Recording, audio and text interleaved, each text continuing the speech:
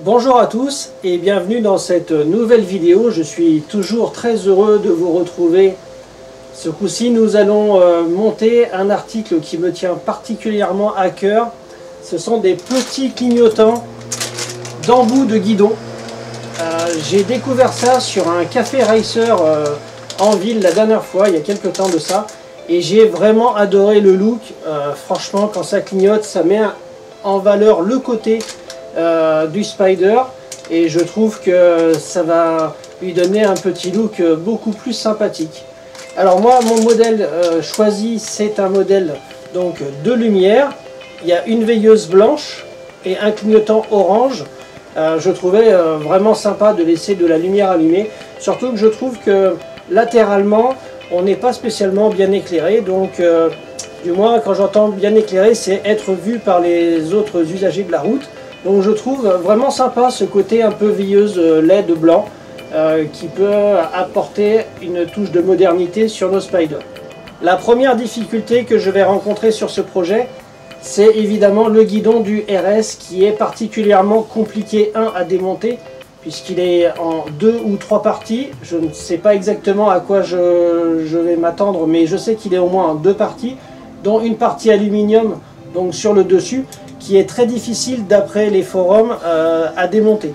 Donc je ne sais même pas si je vais d'ailleurs m'amuser à le démonter ou si je vais trouver un subterfuge pour passer mon câblage électrique avant la partie fonte d'aluminium.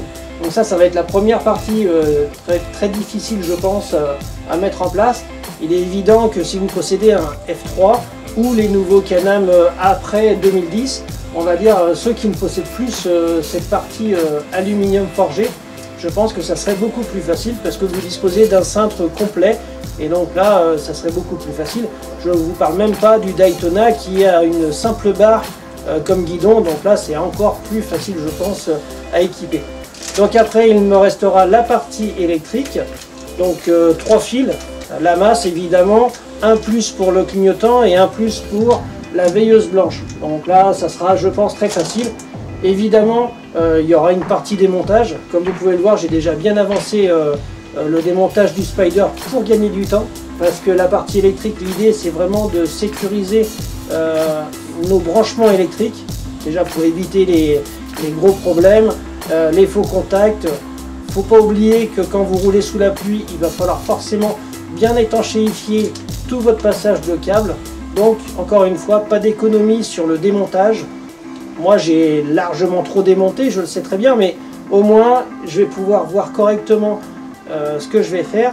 Et surtout, je veux un câblage qui n'entraîne pas de problème dans la direction. Il ne faut pas oublier que vous devez tourner de gauche à droite aussi normalement que possible. Donc ce n'est pas des petits clignotants qui doivent venir contrarier notre pilotage. Donc maintenant, il n'y a plus qu'à créer une ligne électrique. Et puis l'assemblage, je pense de toute façon ça sera très rapide de mettre les embouts dans les poignées, ça va pas me prendre beaucoup de temps. Je pense par contre que le câblage c'est ce qui va être le plus long dans ce projet. Allez, c'est parti. Avant de commencer le projet, je vous conseille de vérifier si c'est bien en état de marche. En effet, Internet ne vous garantit pas de vous livrer quelque chose qui fonctionne. Donc on va se servir de l'éclairage de plaque pour vérifier si la veilleuse fonctionne et du clignotant pour voir si ça clignote. Donc le fil noir c'est la masse, le fil jaune c'est le clignotant et le fil rouge c'est la veilleuse. Donc on va commencer par tester la veilleuse. Donc c'est bon, ça fonctionne. Maintenant on va essayer le fil jaune. Bon, comme vous pouvez le voir, ça clignote blanc. Je vais essayer la deuxième pour voir s'il n'y a pas eu une erreur de commande.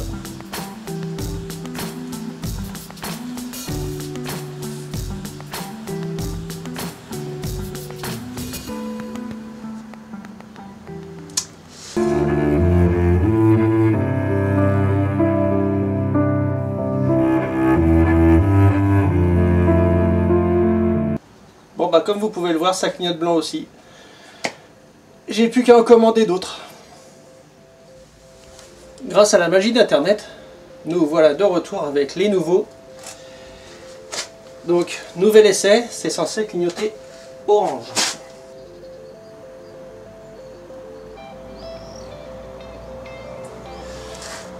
Et voilà, ça clignote orange.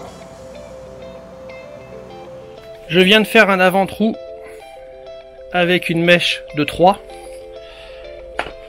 Donc juste ici.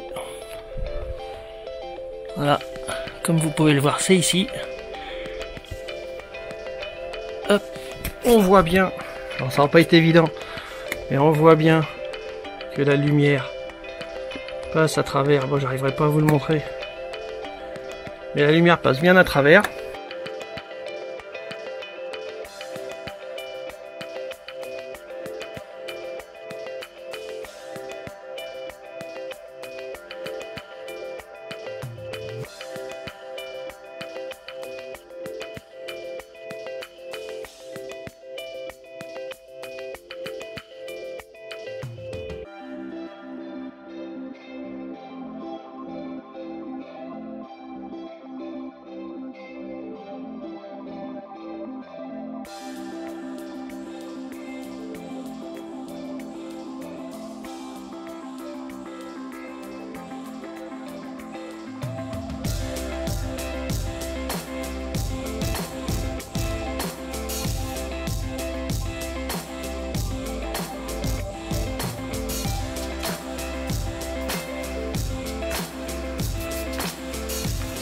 Bon alors 2/10, ça s'enlève pas tout seul, hein, je vous le dis, il m'a fallu un petit moment. Donc normalement tout est bon, ça doit rentrer tout seul. Voilà. Hop, on va attendre. Et ensuite il suffit de serrer, donc de tourner le caoutchouc à l'intérieur pour que la vis puisse prendre à l'arrière.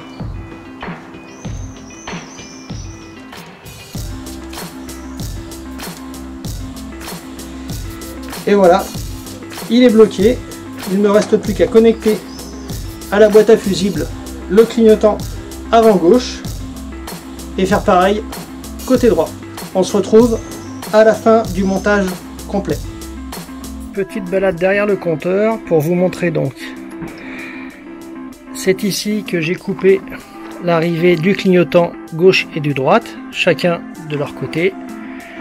J'ai soudé directement mon arrivée et l'arrivée du Spider. L'arrivée d'origine est là. Mon fil à moi est ici, soudé.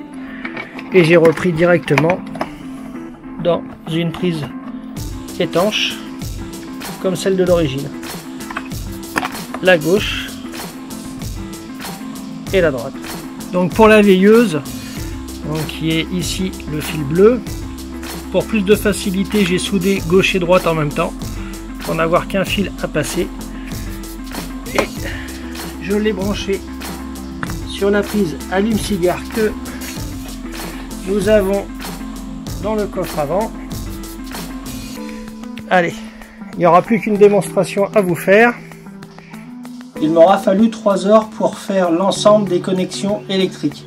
J'ai pris finalement appui sur les clignotants de rétroviseur, et pour la veilleuse j'ai pris le courant sur notre prise 12 volts dans le coffre avant du Spider. Maintenant il ne reste plus qu'à vous faire une petite démonstration du résultat. La veilleuse est extrêmement puissante, donc là je pense qu'on devrait bien me voir. Maintenant, les clignotants.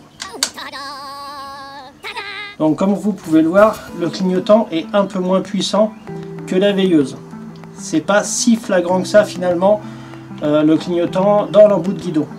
Je pense que si vous préférez qu'on voit vraiment le clignotant, ne prenez pas un bicolore, mais plutôt un simple clignotant bout de guidon. J'espère que ma vidéo vous a plu. En tout cas, j'étais très heureux de faire ce montage. Bonne route à tous, soyez prudents et à bientôt. Bye!